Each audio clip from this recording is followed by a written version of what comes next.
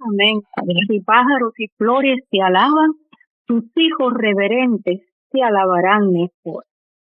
Hasta aquí nos ayudó Jehová. Hasta aquí contamos con su brazo fuerte. En un mundo de maldad nos sostuvo su bondad. Hasta aquí nos ayudó Jehová. Hasta aquí nos ayudó Jehová. Hasta aquí contamos con su brazo fuerte. En un mundo de maldad nos sostuvo su bondad. Hasta aquí nos ayudó Jehová. Gracias Dios por darnos el sustento. Hubo pan en nuestra mesa cada día. Bendiciones abundantes derramaste en mi familia. Tu promesa fiel fortaleció mi vida. Gracias Dios por estar siempre presente. Cuando todo parecía estar en contra mía, cuando hermanos me rodearon y no hallaba la salida, tu presencia fiel fortaleció mi vida. Hasta aquí nos ayudó Jehová. Hasta aquí contamos con su brazo fuerte. En un mundo de maldad nos sostuvo su bondad. Hasta aquí nos ayudó Jehová. Gracias Dios por el don más precioso, por Jesús, quien alabamos cada día. Hizo renacer el gozo y la paz que ya no había. Su promesa fiel nos llena de alegría. Hasta aquí nos ayudó Jehová. Hasta aquí contamos con su brazo fuerte. En un mundo de maldad nos sostuvo su bondad. Hasta aquí nos ayudó Jehová. Hasta aquí nos ayudó Jehová. Amén. Amén. Bendito sea Dios. Muchas gracias, hermano, por esa hermosa alabanza. Amén. Gloria a Dios. Feliz sábado para todos. Bendiciones. Vamos a leer la palabra de Dios en Apocalipsis 14, el 6 y el 7. Dice así: y vi otro ángel volar por el medio del cielo, que tenía el evangelio eterno para predicarlo a los que moran en la tierra y a toda nación y tribu y lengua y pueblo, diciendo en alta voz: temed a Dios y darle honra, porque la hora de su juicio es venida, y adorar a aquel que ha hecho el cielo y la tierra y el mar y todas las fuentes de las aguas. Palabra de Dios. Amén, gloria a Dios, aleluya. Marjorie, vas a tener la oración intercesora por nuestro hermano querido José Peña, y después de que él termine con su la oración final, el cita va a tener el himno final para despedirnos de esta mañana de la escuela sabática y servicio divino. Adelante, consejeros, así. Gloria a Dios. Feliz y bendecido sábado a cada uno, pero también le damos la bienvenida al Espíritu Santo para Amén. que esté aquí en medio de nosotros. Amén. Que Y así sea. veamos la bienvenida al hermano José Peña. Gracias, Y damos mi hermana. gracias a Dios por él, porque tú, Señor, lo has estado usando en gran manera. Pido, Padre bendito, que tú derrames tu gran poder, tu gracia, tu sabiduría y tu amor sobre el hermano Peña. Que todo lo que tú has puesto en su corazón, que él lo pueda compartir con nosotros con verdad, con libertad y con gozo. Que todo, Señor, que sea lo que tú has puesto en el corazón de él. Por lo tanto, te pido, Señor, que tú lo unjas con aceite fresco, que tú lo llenas de tu poder, para que ese alimento espiritual que él nos traiga nos pueda llenar y transformar, para que podamos ser cada día mejores cristianos. Dios, que Padre, en tus manos encomiendo al hermano José Peña. Úsalo en gran manera. También quiero rogarte, Padre eterno, por los gobernantes de nuestro país, que tú tomas completo control de ellos, Señor. Ayúdanos a buscar tu rostro, a encontrarte siempre, Señor. Te pido por los que están sufriendo por la pérdida de sus familiares, Señor. Ten misericordia de ellos y fortalécelos. Y te pido muy especialmente, Padre bendito, por los enfermos de la Iglesia del Aire. Tú nos conoces a cada uno, Señor. Te ruego que tú hagas tu obra perfecta en la vida de cada uno. Y te decimos muchas gracias, Señor, por permitir que el hermano José Peña pueda estar con nosotros en esta mañana. Llénalo de tu gracia y de tu poder y úsalo, Señor. Por Cristo Jesús te doy gracias. Bienvenido, hermano Peña. Ahora le toca a la hermana que va a cantar el himno, y después de ella, la voz que escucharemos será Padre hermano José Peña, después de la alabanza. No, mayoría. Amén. Él es el que empieza. Él empieza. Después de su oración final de él, entonces sí cantará el último himno. Adelante, Amén. Muchas gracias, mi hermana Mayoría. mi amor, te amo. Muchas gracias, mi hermana Lluvia, y a todos mis hermanos. Muy buenos días y feliz sábado tengan todos mis queridos hermanos. Espero que todos estén bien por la gracia y misericordia de nuestro Padre Celestial. Mi saludo para cada uno de ustedes desde acá, desde mi hogar. Mis amados, hoy quiero presentarles el cuarto estudio que venimos llevando sobre el capítulo más importante. Escucha, querido, el capítulo más importante de todo el libro de Apocalipsis. Y es pues el capítulo 14. Y en estos tiempos que estamos viviendo, mis amados, no hay un trozo bíblico más importante que para impartirle a un mundo que se encuentra sumergido en tiniebla espiritual. Porque conociendo a la perfección cada evento que nos anuncian estos tres ángeles, pues tendremos más luz para poder discernir con mayor claridad todo lo que está ocurriendo delante de nuestros propios ojos. Pero además, cuanto más luz tengamos, pues tendremos mejores herramientas para llegar a aquellas almas que están necesitadas en conocer toda esta verdad. Por eso, queridos, no nos cansemos de escuchar la palabra de Dios, sino todo lo contrario, ¿verdad? Tratemos por todos los medios dedicarle más tiempo a nuestro Padre Eterno, porque el tiempo es breve y hay muchas almas allá afuera, perdidas, esperando por cada uno de nosotros. En el encuentro pasado, mis amados, pudimos ver bíblicamente el verdadero concepto sobre lo que es temer a Jehová, y además también analizamos qué es la gloria de Dios y cómo darle gloria a Él. Vimos que temerle a Jehová no es tenerle miedo, no es sentir terror o pánico ante su presencia, aunque deberíamos sentirlo, ¿verdad? Porque si lo sentimos ante el hombre, cuando nos impone su poder, cuánto más por Jehová, que destruirá este mundo con todos aquellos que no hagan su voluntad. Pero sin embargo, Jehová no desea eso para nosotros.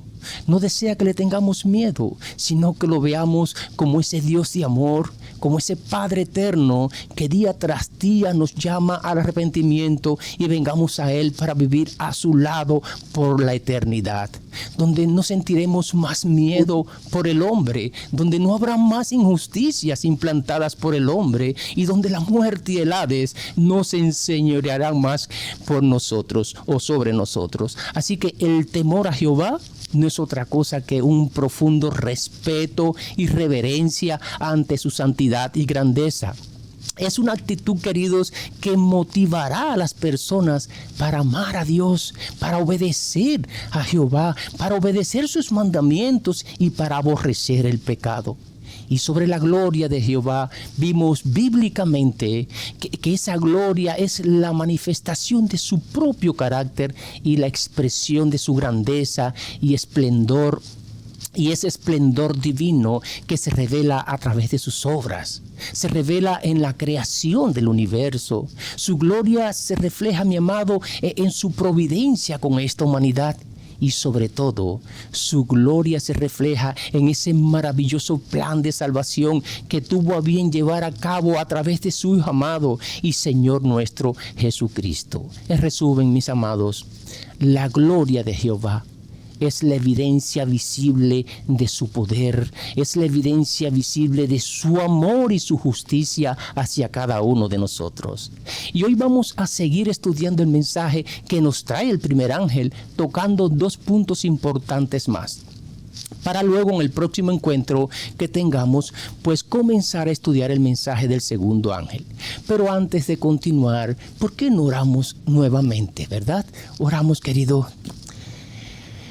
Padre eterno y misericordioso, nos disponemos a introducirnos ya en tu palabra, Señor, en los escritos que bajo tu inspiración revelaste a tu siervo Juan allí en el trozo bíblico que encontramos en Apocalipsis 14, los versos 6 y 7.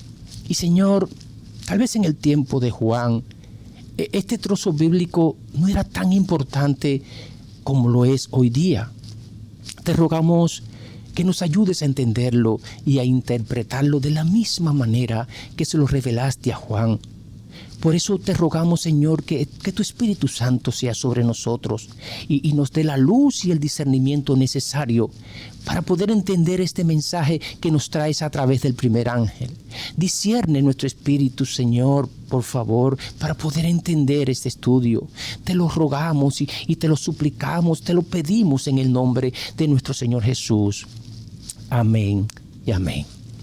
Queridos, el texto bíblico dice: vi volar por en medio del cielo a otro ángel que tenía el evangelio eterno para predicarlo a los moradores de la tierra, a toda nación, tribu, lengua y pueblo, diciendo a gran voz: temed a Dios y dadle gloria, porque ¿qué cosa? Porque la hora de su juicio ha llegado, y adorad a aquel que hizo el cielo y la tierra, el mar y las fuentes de las aguas.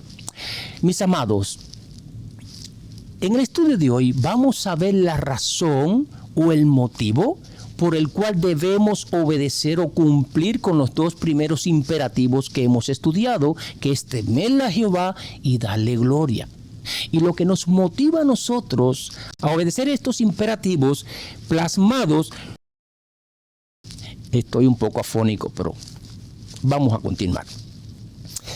Estos imperativos plasmados en este trozo bíblico, en primer lugar, ¿qué es lo que nos motiva a nosotros a obedecerlo? Pues es el amor, ¿verdad? Este es, sin lugar a dudas, el principal motivo que nos llevará a ser obedientes en todo lo que nos pide nuestro Señor en su palabra. Porque amar a nuestro Padre Celestial es y será el factor principal que causará esta motivación en nuestros corazones. Pero además, hay otro motivo que es de vital importancia para cada uno de nosotros, porque dice el texto que ha llegado la hora de algo. Y ese algo, ¿qué cosa es, querido? Pues el juicio de Jehová contra esta nación. Dice el ángel, porque la hora de su juicio ha llegado.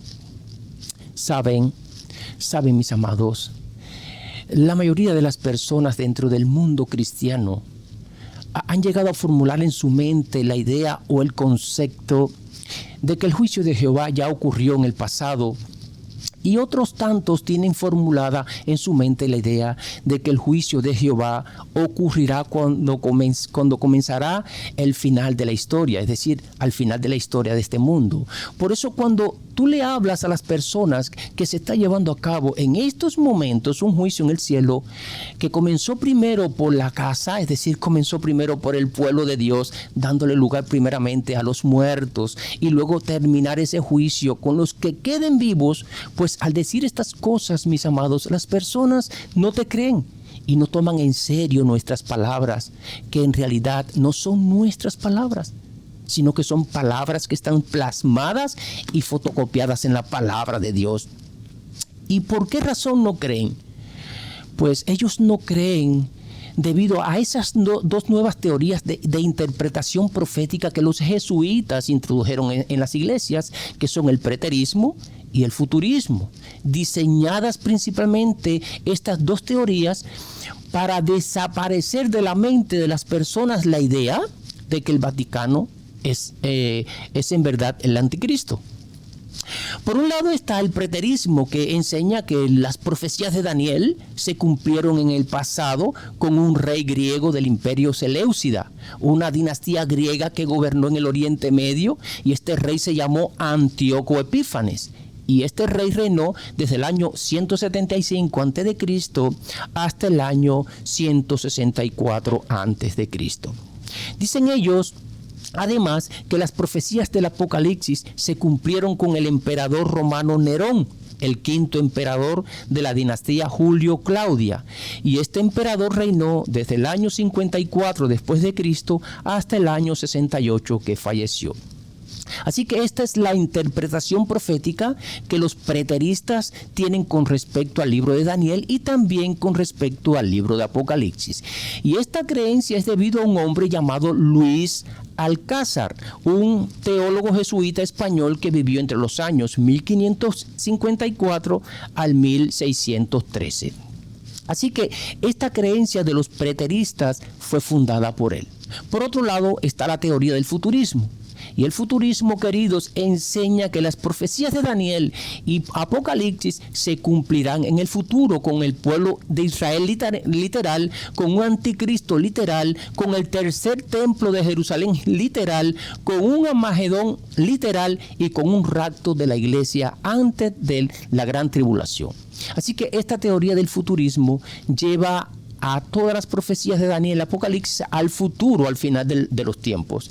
Y el inventor de esta teoría futurista fue el jesuita Francisco Rivera, que vivió entre los años 1537 y 1591.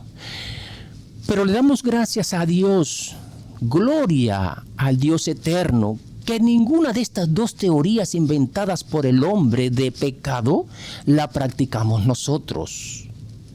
Porque nosotros enseñamos esta verdad apoyándonos en la historia según los eventos proféticos que han ido sucediendo. Así que la teoría que ponemos en práctica nosotros, y lo sabemos, es el historicismo, que se basa en la interpretación de un desarrollo consecutivo de los eventos proféticos, iniciándose desde los días de los profetas hasta la segunda venida de Cristo. Y luego se culminarán estos eventos en su tercer regreso después de los 1000 años, donde le dará un punto final al pecado en esta tierra, destruyendo de esa manera y de una buena vez al diablo y a todos aquellos que decidieron seguirle. Y luego de esto, plantará su reino en esta tierra, donde los salvados vivirán por toda la eternidad en paz y en tranquilidad, según lo vemos plasmado. Y sin equivocación alguna, allí en Apocalipsis capítulo 20 y capítulo 21. Así que nosotros los adventistas somos los únicos historicistas en el mundo cristiano. Por eso somos los únicos que desenmascaramos al cuerno pequeño como el papado y a la gran Babilonia, la ramera del Apocalipsis, como la Iglesia Católica. Así que después de esta corta explicación sobre estas dos escuelas proféticas inventadas por el hombre a través de los jesuitas, pues vamos a entrar en el estudio que Jehová nos ha traído en esta mañana, que estoy seguro será de mucha bendición para todos aquellos que lo escuchen. Pero además, que lo acepten como la única verdad, que es la que presentamos nosotros hoy día, y no como esas dos escuelas proféticas que hoy dirigen a través de sus enseñanzas la mente de todos aquellos que de corazón han querido entregarle su vida a Jesús, pero que tristemente, queridos, se encuentran allí engañados, creyéndose que lo que han aprendido en esas escuelas pues es la verdad. Y es por eso que hoy hay tantos desacuerdos en cuanto a la comprensión sobre las profecías y bueno, y en general sobre toda la Biblia. Así que hoy vamos a hablar sobre este juicio que se está llevando a cabo hoy día en el santuario celestial, como lo dice allí el ángel en el verso 7. Miren, mis amados, nosotros los adventistas tenemos pleno conocimiento de que este juicio que comenzó en el año 1844 tiene 3 fases o 3 etapas. Y eso no es un invento nuestro, ¿verdad? Porque las 3 etapas de este juicio aparecen bien claras en el libro de Apocalipsis. Y este juicio que se está ejecutando en este mismo momento, que comenzó, como ya sabemos, el 22 de octubre de 1844 y culminará al final del milenio, después de la tercera venida de nuestro Señor Jesús. Pues este mundo debe conocer esta gran verdad, porque es un mandato que se nos ha encomendado con amor para que todo el mundo conozca esta verdad. Y nadie, queridos, nadie se pierda. Es el mensaje que nuestro Señor Jesús, a través del primer ángel, nos ha dejado para que nosotros, con voz de trompetas y con el poder de Dios, compartamos a un mundo engañado por el más acérrimo enemigo que hemos tenido en todos los tiempos, pues Satanás. Así que las 3 etapas de este juicio son las siguientes. La primera etapa, que comenzó en el año 1844 y es conocida como el juicio investigador. Así que se está investigando minuciosamente la vida de cada uno de nosotros, desde Adán, que fue el primero en compadecer ante este tribunal, y terminará este juicio investigativo un tiempito antes del segundo regreso de nuestro Señor Jesús. Así que esta es la primera etapa de este juicio, pero a la vez es la más importante. Porque en dependencia de lo que se investigue de ti en este proceso, será, querido, tu suerte en las 2 etapas siguientes. La segunda etapa, mi amado, es la sentencia que se dictará sobre ti en dependencia de lo que vieron en los registros con respecto a tu vida. Y la tercera etapa de este juicio se conoce como la ejecución de dicha sentencia. Aquí se verá claramente la suerte de cada ser humano que vivió en este mundo desde Adán hasta el último ser humano juzgado. Por eso les dije que la primera etapa es la más importante y definitiva para que tú te salves o te pierdas.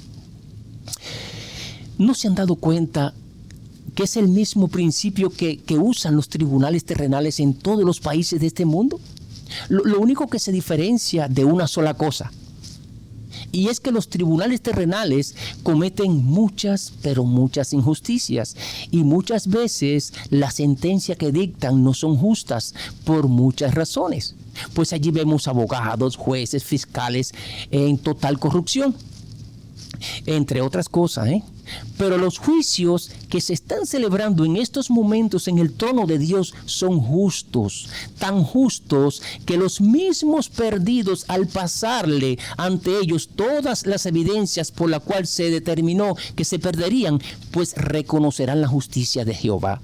Así que este es el orden del juicio según la Biblia. La primera etapa de este juicio será antes del segundo regreso de nuestro Señor Jesús, que se ve registrada aquí en el trozo bíblico que estamos estudiando, Apocalipsis 14, versos 6 y 7. La segunda etapa será durante los 1000 años, tiempos después que nuestro Señor Jesús haya venido por segunda vez a buscar a los que encontró en ese juicio inocentes, y esto lo vemos allí en Apocalipsis capítulo 20, los versos del 4 al 6. Y la tercera etapa de este juicio, queridos, será después de esos 1000 años que vemos allí en el mismo capítulo 20, pero los versos del 13 al 15, y es donde se le da un punto final a este juicio. Ahora, a pesar de que se ha explicado de diferentes maneras el principio básico de este juicio, todavía queda la duda, pero no solamente en los incrédulos, porque tristemente me he encontrado con hermanos que tienen dudas sobre este juicio. Pues hay personas que hoy se identifican como cristianos, queridos, que me han preguntado cómo será eso y cómo Dios puede llevar incluso el registro de los que vivieron antes del diluvio y de todos los seres humanos que han existido en todos los tiempos. Así que vamos a hacer una corta explicación sobre esto y voy a comenzar poniéndoles un ejemplo muy práctico que muchos conocemos. Miren, hoy día los aviones, los barcos, las naves espaciales vienen con un dispositivo especial que incluso son indestructibles.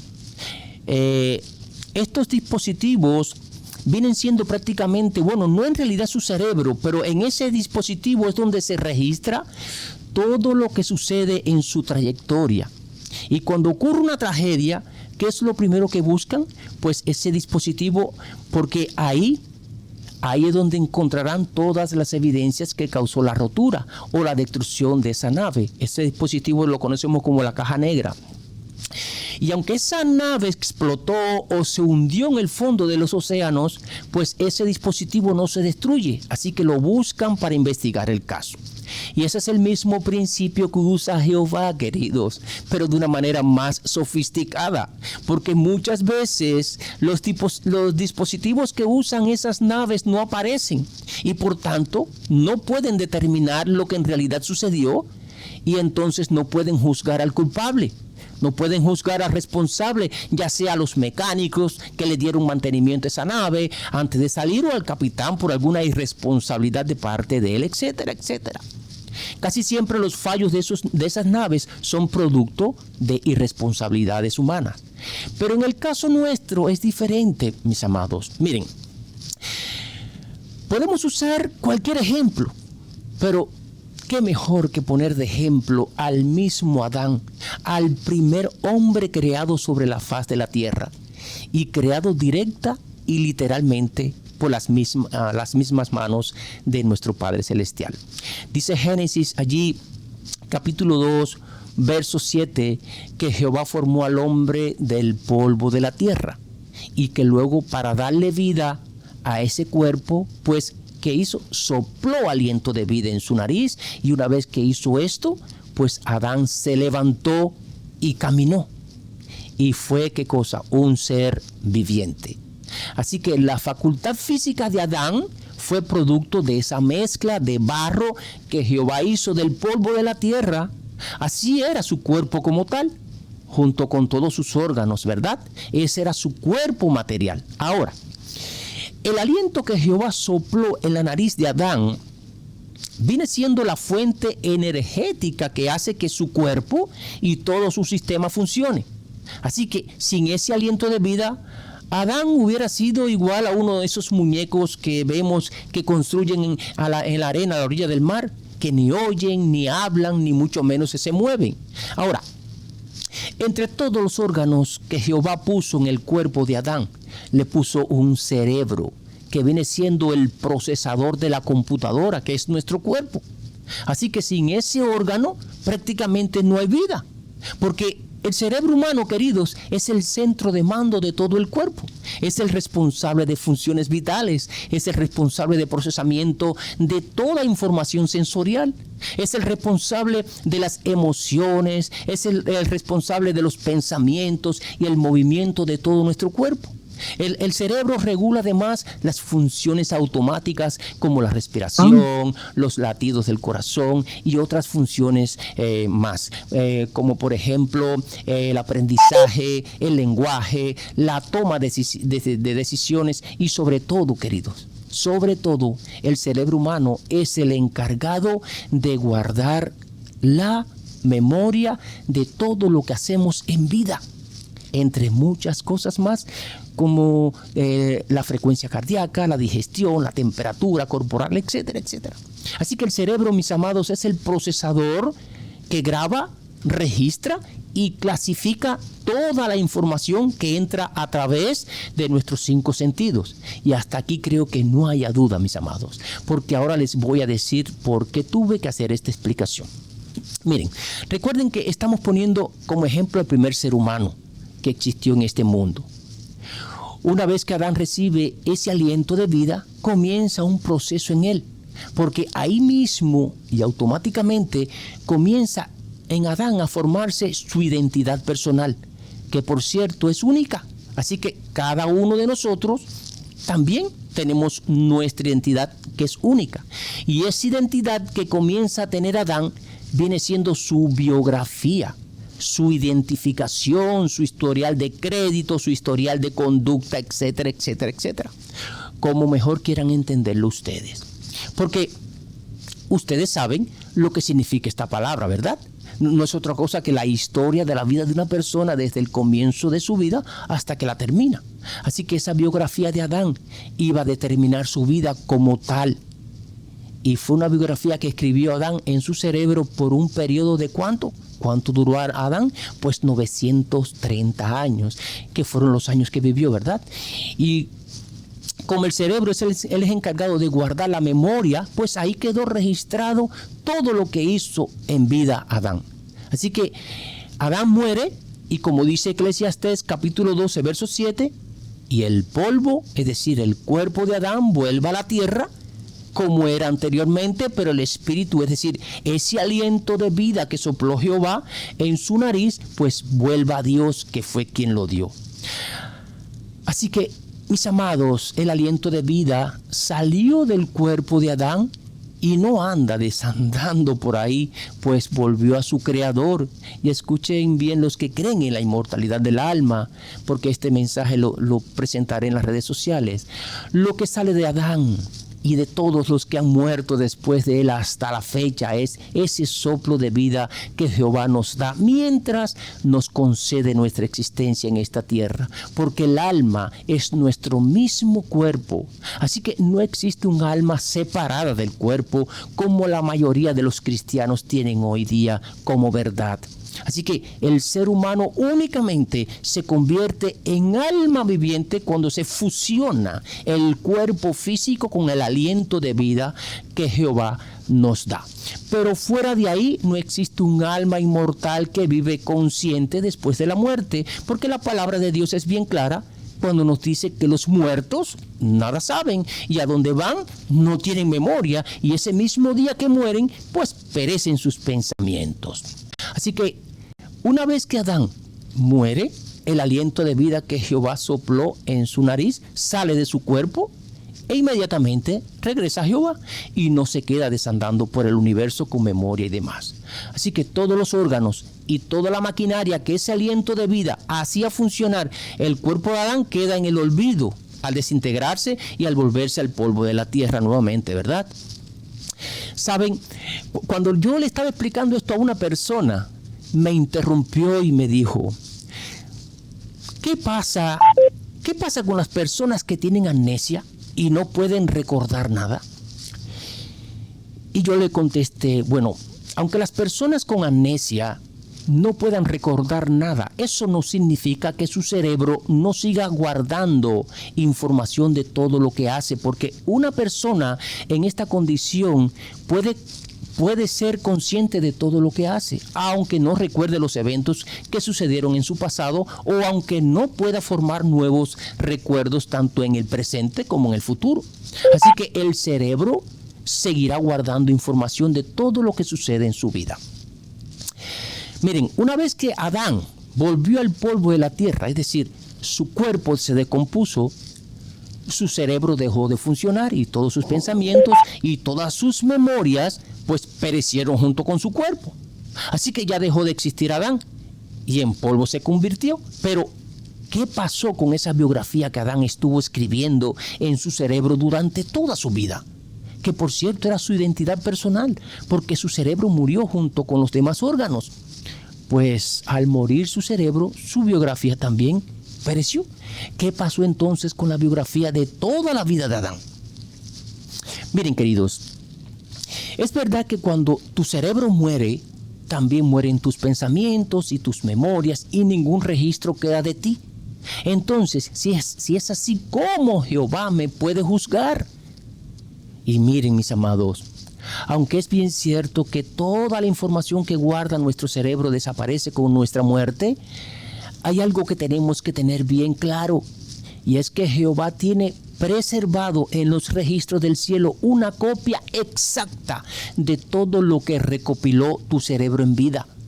Porque eso es parte del trabajo que tienen los ángeles en esta tierra. Anotar cada acto, lo más mínimo. Así que toda acción, toda palabra, todo pensamiento, toda emoción, todo secreto, etcétera, etcétera, es anotado por los ángeles. Y luego de eso van y registran todos nuestros actos cada día en los libros que hoy en el trono celestial están abiertos. Eso quiere decir, queridos, que Jehová tiene un récord completo de toda nuestra vida, donde no se escapa ni el más mínimo detalle. Dice Pablo allí en 2 Corintios capítulo 5, verso 10, que todas nuestras obras están registradas en esos libros, que todos debemos compadecer ante el tribunal de Cristo para recibir según lo que hayamos hecho mientras estábamos en el cuerpo, ya sea bueno o malo. Nuestro Señor Jesús también nos confirma allí en Mateo capítulo 12, versos 36 y 37, que todas nuestras palabras están registradas en esos libros. Allí en Eclesiastés capítulo 12, versos 13 y 14, también se nos dice que incluso nuestros secretos más íntimos, queridos, están registrados en esos libros. Y la sierva de Dios, Ellen G. White, entendió perfectamente todo esto cuando escribió estas palabras. Así como el artista sobre un vidrio pulido retrata fielmente un rostro humano, pues así también Dios diariamente coloca sobre los libros del cielo una representación exacta del carácter de cada individuo.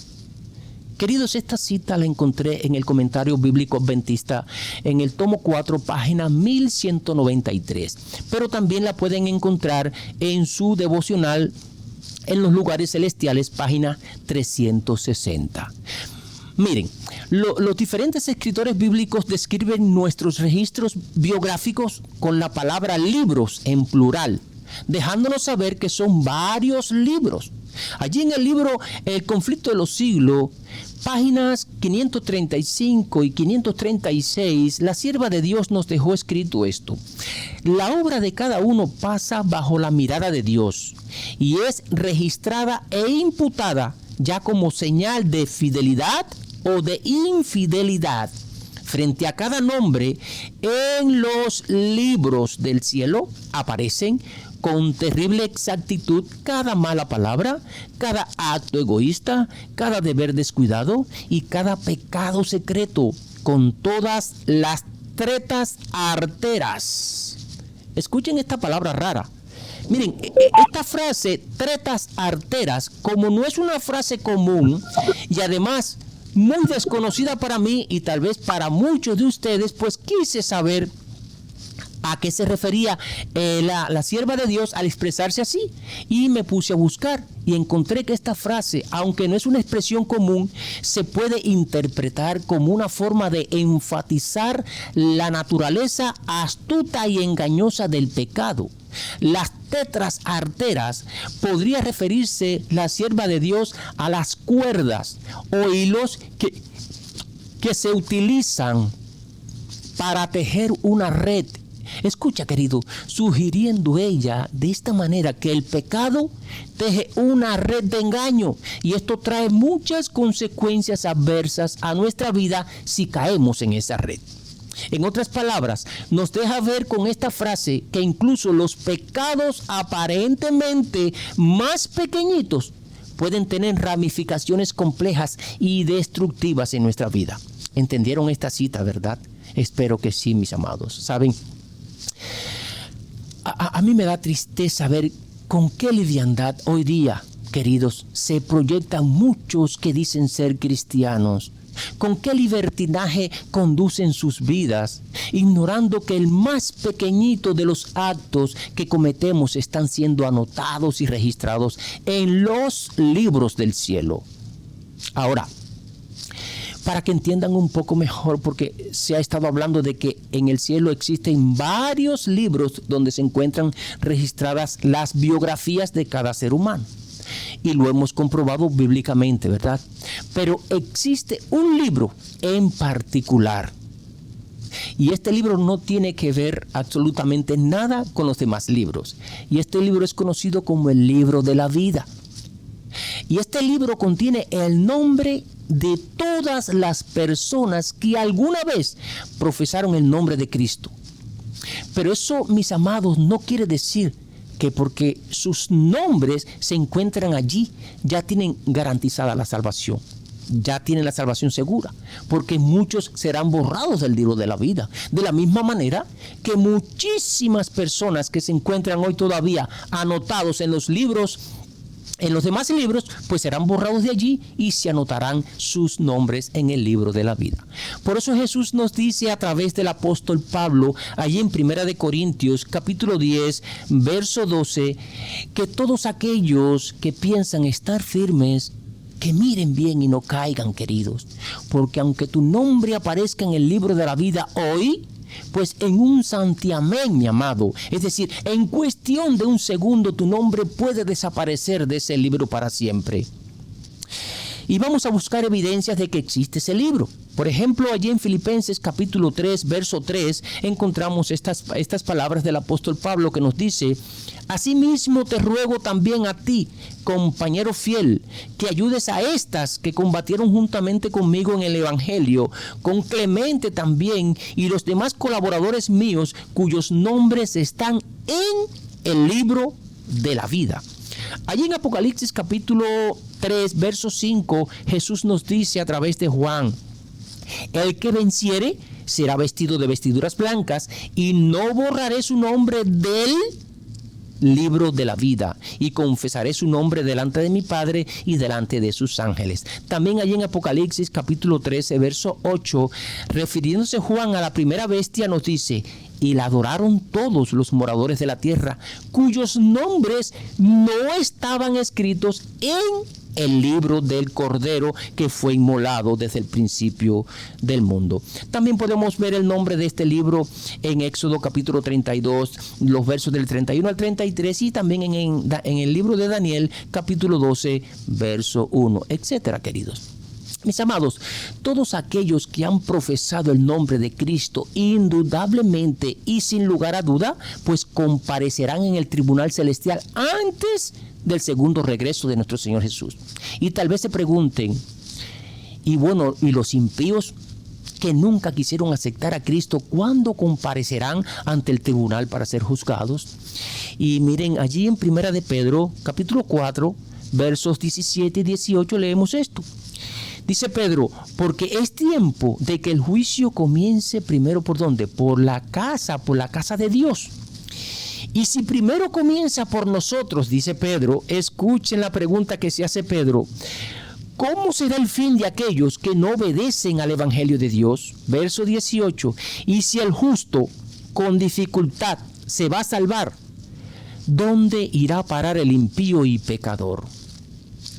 Miren, la sierva de Dios, Ellen G. White, en su libro El conflicto de los siglos, página 472, párrafo 2, nos dice lo siguiente, basándose en las palabras de Pedro. Dice ella: así, en el gran día de la expiación final y del juicio, los únicos casos que se van a considerar son los de aquellos que hayan profesado ser hijos de Dios, porque el juicio de los impíos es una obra distinta y se verificará su caso en una fecha posterior.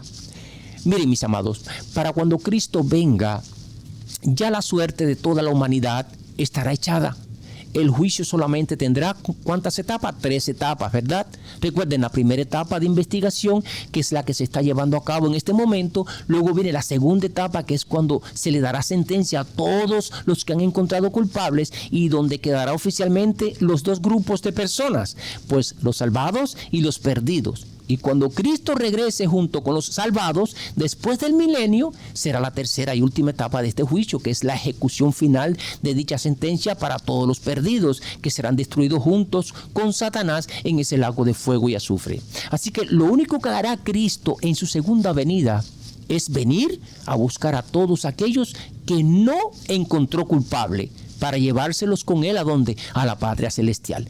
Pero los perdidos ya estarán sentenciados a una muerte eterna.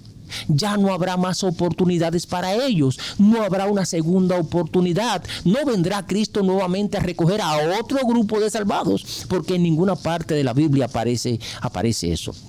Bastante oportunidad se le está dando a esta humanidad. Es como cuando el diluvio, ¿se acuerdan? Después de cerrada el arca, es decir, después de cerrada la puerta de la gracia para los antediluvianos. Antes de eso, Noé les había advertido por muchos años sobre la destrucción del mundo y ellos seguían igual. Pero cuando vieron las primeras gotas de agua, fue que vinieron a reaccionar y quisieron correr hacia el arca, pero ya era demasiado tarde para ellos. La puerta de la gracia se había cerrado para todos ellos y así mismo pasará con esta última generación. Todo el mundo anda haciendo su voluntad, todo el mundo quiere vivir a su manera. La concupiscencia y la lascivia crecen cada vez más en el corazón del ser humano. Nadie quiere saber de Jesús. Pero un día se van a dar cuenta que su maldad los llevó tan lejos que no les permitió, así como a los antediluvianos, darse cuenta que Jesús por mucho tiempo los estaba llamando al arrepentimiento con mucho amor y cariño. Porque definitivamente Cristo ama a esta humanidad. Pero tristemente Jesucristo nada puede hacer con todos aquellos que lo desprecian, con todos aquellos que lo ignoran y que se burlan de él. Porque el solo hecho, mi amado, de rechazar su mensaje, de rechazar estos mensajes que como yo hay cientos de hijos de Dios a través de este mundo compartiéndoselo a las personas por las redes sociales, pues rechazan este mensaje, y el solo hecho de rechazarlo es una burla total hacia el plan de salvación que tanto Jesús como nuestro Padre Celestial ya habían preparado mucho antes de que Adán y Eva cayeran en las trampas de Satanás. La misma historia de Noé se está repitiendo hoy día. Hoy Jehová tiene a muchos Noé advirtiéndole al mundo que se arrepientan de sus pecados y preparen su corazón para recibir a Cristo, porque se está investigando cada caso en ese juicio. Y llegará el momento en que ese juicio culminará, y al instante, queridos, al instante que termine también se cerrará la puerta de la gracia para toda la humanidad. Y este tiempo del cierre de la gracia, mi amado, será repentino e inesperado para todos. Así que no habrá un anuncio público que le diga al mundo falta un mes o falta una semana o una fecha exacta donde se acabarán las oportunidades que hasta hoy Jehová nos ha dado. Y es cierto que nadie sabe el día que culminará ese juicio, pero lo que sí es cierto, queridos, es que mientras se desarrolla este juicio, las oportunidades se están dando desde hace mucho tiempo, a través de los cientos y miles de Noé que hoy se encuentran advirtiendo este mundo. Así que nadie, absolutamente nadie, puede decir que Jehová es un Dios injusto cuando llegue ese día, porque nadie le advirtió con tiempo. Pues eso no sucederá, mi amado. El día del arrepentimiento es hoy, el día de buscar a Jehová es hoy, porque todo esto que les acabo de decir, queridos, todo esto ocurrirá cuando menos lo esperemos. Saben, mis amados, yo no sé si les pasará a ustedes lo mismo, pero a mí me causa un sufrimiento tan profundo en mi corazón cuando leo Apocalipsis capítulo 9 y Apocalipsis capítulo 16, entre otros pasajes bíblicos. Y me pregunto constantemente, ¿cómo es posible que el ser humano haya endurecido tanto su corazón para no escuchar la voz de su Creador y más que su Creador, la voz de su Salvador, que nos ama tanto que hasta entregó su vida por todos nosotros para rescatarnos de algo donde Él no fue el culpable? Pero sin embargo, por ese grande y majestuoso amor, no nos abandonó cuando les fallamos, pudiendo haberlo hecho, ¿verdad? Pero no fue así, porque hizo provisiones para toda la humanidad, sin excepción de alguien. Y hoy nos brinda esa oportunidad. Entonces, ¿por qué muchos la rechazan?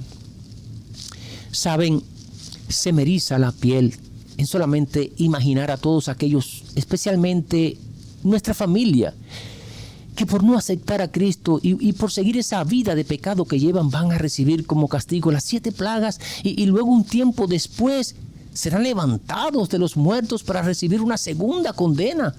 Y esta será definitiva, porque será con fuego y azufre. Es terrible, hermanos. Es terrible, mis amados. Y lo más triste es que no podemos obligarlos a que busquen a Jehová. No podemos obligarlos a que busquen a Jehová hoy con amor, con temor y temblor, ya que la salvación tristemente es individual. Así que nadie puede obrar en favor de la salvación de otros, excepto lo único que podemos hacer es que orar para que el Espíritu de Dios les hable mientras esté entre nosotros, ¿verdad?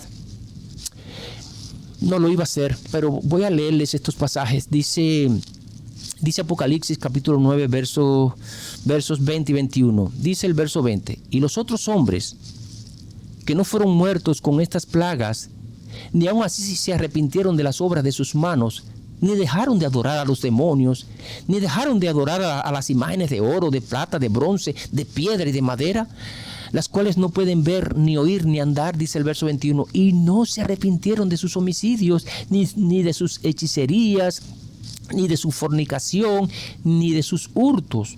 También vemos esta realidad mucho más clara allí en Apocalipsis 16, queridos, del verso 9 al 11. Dice que el cuarto ángel, cuando derramó su copa sobre el sol, al cual fue dado quemar a los hombres con fuego, y los hombres se quemaron con el gran calor, y en lugar de arrepentirse, ¿qué hacían? Blasfemaron el nombre de Dios, que tiene poder sobre estas plagas, y no se arrepintieron para darle gloria a Dios. Y el verso 10 dice que el quinto ángel derramó su copa sobre el trono de la bestia, y su reino se cubrió de tinieblas, y se mordían de dolor sus lenguas, y aún así seguían blasfemando contra el Dios del cielo por sus dolores y por sus úlceras, pero no se arrepintieron de sus obras. Queridos, estos acontecimientos aún están en el futuro, pero sin embargo Jesús nos ha venido advirtiendo desde hace miles de años atrás para que nos preparemos y no seamos parte de este grupo de personas. Porque nuestro Señor Jesús sabe que cuando envíe esas plagas, la maldad del ser humano será tan grande que no sentirán remordimiento alguno por sus pecados. Y es por eso que ellos no sienten arrepentimiento alguno. Y queridos del cielo, todo esto pasará antes de que Cristo venga. Por eso cuando Jesús regrese, ya la suerte de la humanidad estará echada. Se cerró la gracia para toda la humanidad. Por eso nos dice Jesús a través de Juan allí en Apocalipsis 22:11, que después del cierre de la gracia, después que se acabaron las oportunidades para el ser humano, dice que el que es injusto, pues que siga siendo injusto, porque tristemente ya no habrá más oportunidades para él. Y el que es inmundo, pues que siga siendo inmundo, porque ya están perdidos. Su condenación está sellada, pues es la muerte eterna. Pero bendito sea, porque sigue diciendo que el que es justo, que siga practicando la justicia, y el que es santo, que se siga santificando cada vez más, porque el reino de los cielos es para ellos que están sellados para el Señor. Bendito sea el nombre de nuestro Señor Jesús. Por eso tenemos que tomar pero muy en serio, queridos, esta primera etapa del juicio, y no vivir un cristianismo mediocre, un cristianismo a la ligera. O somos verdaderamente de Cristo o somos del otro bando. Pero en el medio, mis amados, no podemos estar, porque un medio cristiano es peor que un impío. Así que hoy, mi amado, es el día de tomar la mayor decisión de nuestra vida, y no mañana, queridos, porque esto vendrá, estemos preparados o no. Y si tristemente no nos preparamos con tiempo, sabremos las consecuencias, porque escritas están. Así que todo aquel que se pierda es porque así lo ha decidido, ¿verdad? Mis amados, tenemos que tener bien claro, muy presente en nuestra vida, de que en estos momentos se encuentra un tribunal abierto las 24 horas del día, los 7 días de la semana y los 365 días del año, y que este juicio dio inicio exactamente el 22 de octubre de 1844 y sin hacer tan siquiera una pausa. ¿Y cuándo terminará? ¿Cuándo pasará mi nombre por esa audiencia? Pues tristemente no lo sabemos. Entonces, ¿estamos jugando con la salvación hoy día? Muchos lo están haciendo, queridos. Pues claro que sí, mi amado, muchos lo están haciendo.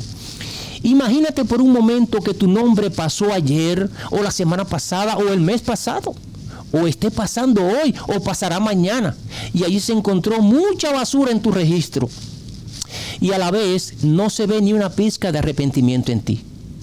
No se ve una lucha por querer cambiar, no se ve una linda y estrecha relación con Jesús, y entonces tú, sin saberlo y creyendo de que estás bien, pues ya estás condenado, querido del cielo.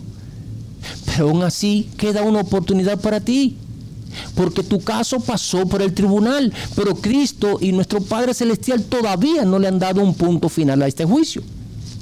Pero tampoco sabemos cuándo será ese día. Así que, ¿no será mejor, mi amado, arreglar nuestra cuenta con Jesús hoy y luego caminar en rectitud delante de sus ojos? Para que nuestro Padre Celestial desde su trono nos mire como miró a ese hombre obediente, a Job, como un ser que, a pesar de haber nacido y haber vivido en un mundo de pecado, vivió apartado del mal. Fue un hombre temeroso de Dios en todo momento, caminó en rectitud delante de los ojos de Jehová, y por eso Jehová lo llamó, ¿qué cosa? Hombre perfecto. Pero sin embargo, no es a Job a quien debemos imitar, sino a Jesús, que siendo el mismo Hijo de Dios, se despojó de todo poder y gloria y vino a este mundo en forma humana, con la misma naturaleza pecaminosa de Adán, la misma naturaleza pecaminosa de Abraham, Job, Moisés y todos nosotros, y caminó en este mundo en obediencia a su Padre, usando incluso 100% su naturaleza humana caída, y no se le conoció pecado alguno, dejándonos como ejemplo su conducta para demostrarnos que se puede vivir en este mundo sin pecado alguno, querido. Esa fue una de las misiones que vino a traer a este mundo, pues darnos ejemplos de cómo vivir mientras pasemos por este mundo.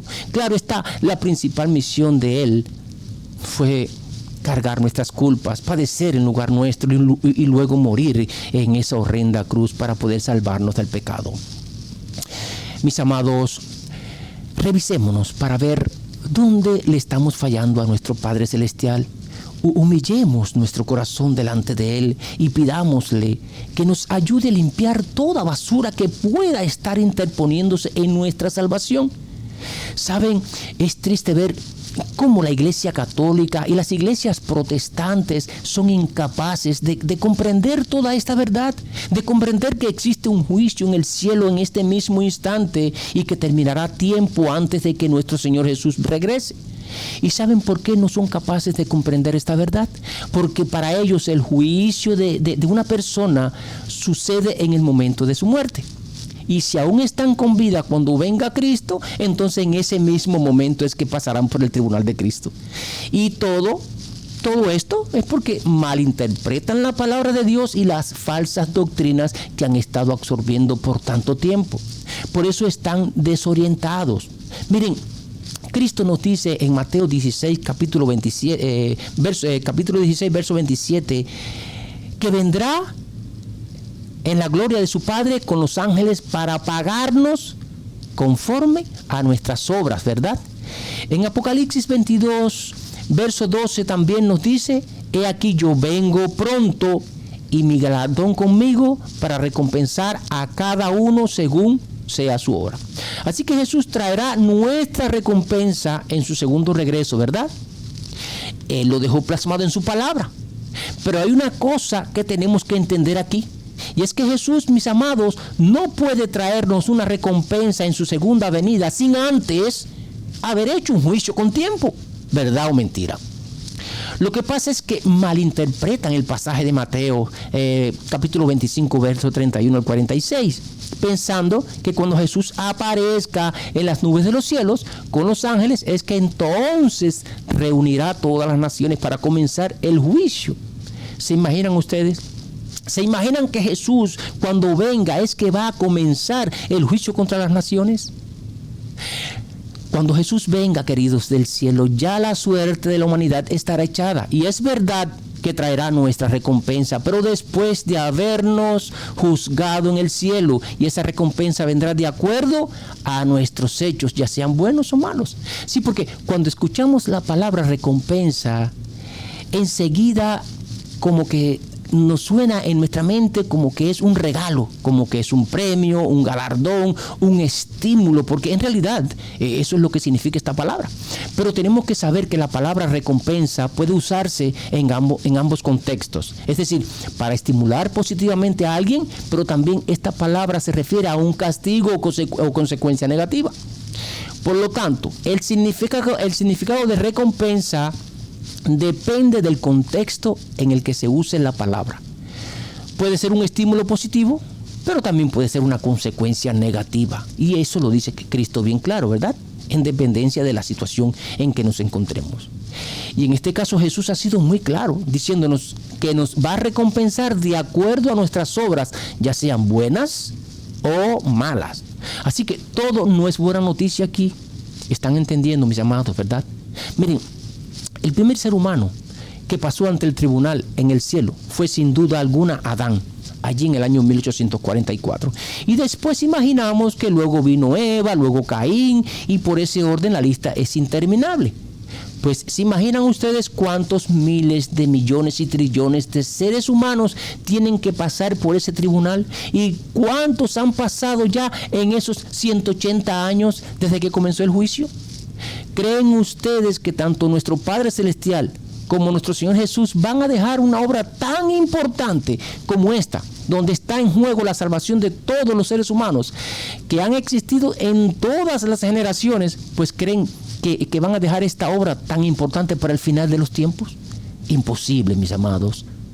Mi consejo es que despertemos de una buena vez todos aquellos que se encuentran engañados y arreglen sus cuentas con Jesús antes de que sea demasiado tarde. Les voy a leer una cita de la sierva de Dios, Ellen G. White, que encontramos en El conflicto de los siglos, página 537. Dice ella lo siguiente: a medida que los libros de registro se van abriendo en el juicio, las vidas de todos los que hayan creído en Jesús pasan ante Dios para ser examinados por Él, empezando con los que vivieron primero en la tierra.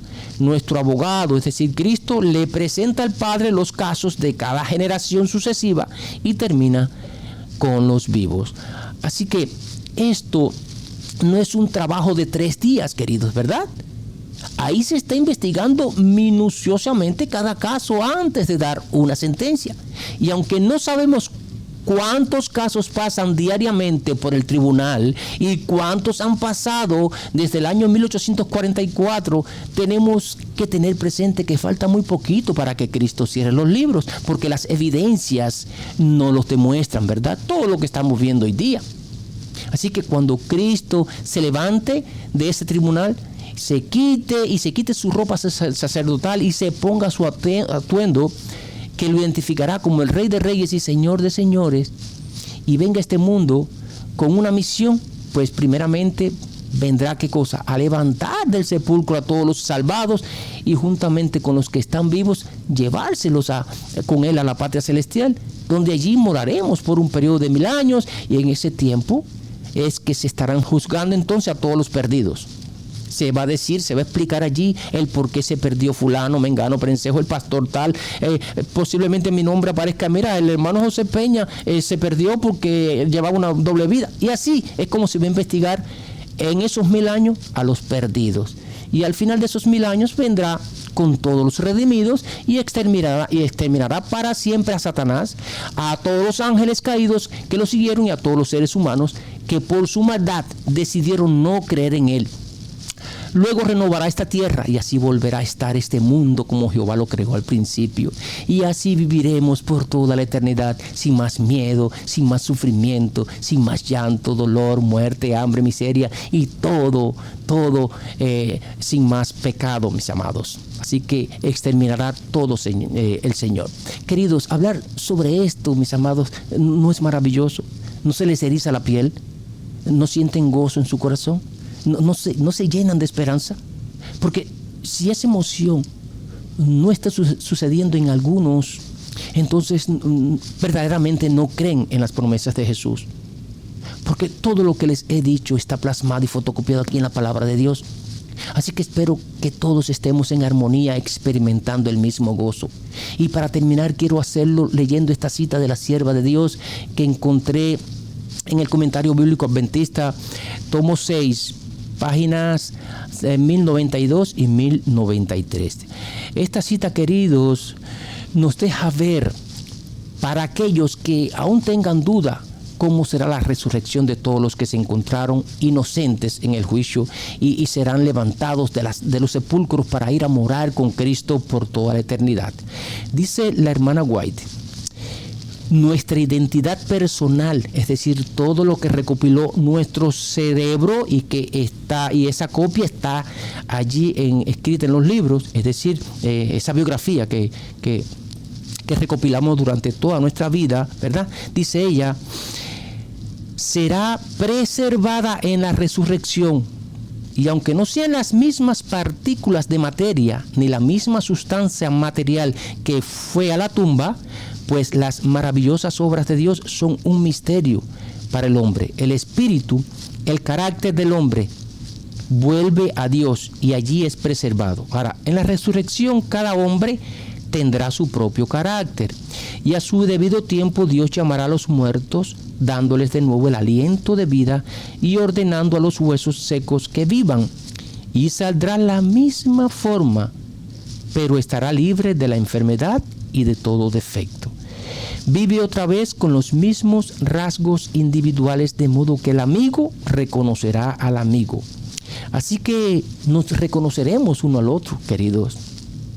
Dice que no existe ninguna ley de Dios en la naturaleza que le obligue a devolverle al hombre las idénticas partículas de materia que componían el cuerpo antes de su muerte, ya que Jehová le dará a los justos que murieron un cuerpo que le será de agrado a él. Queridos, maravillosa cita, ¿verdad?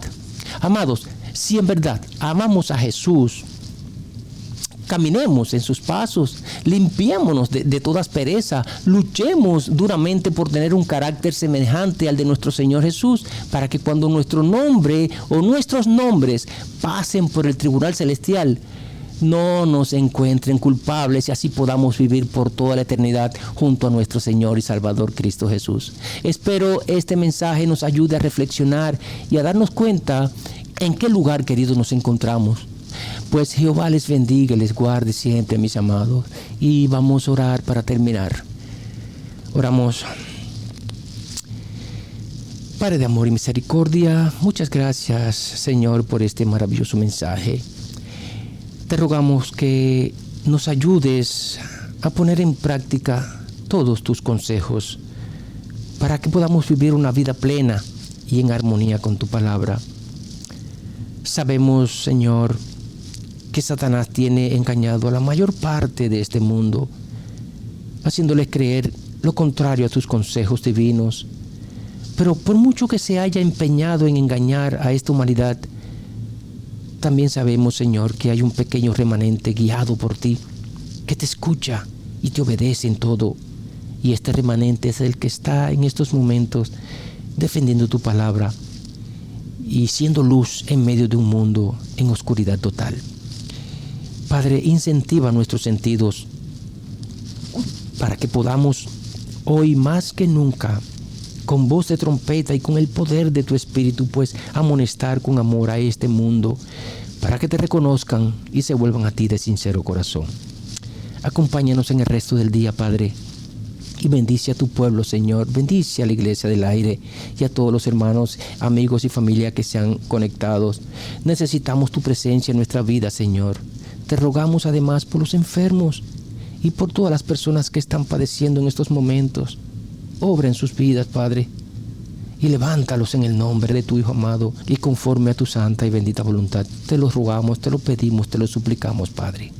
Amén y amén.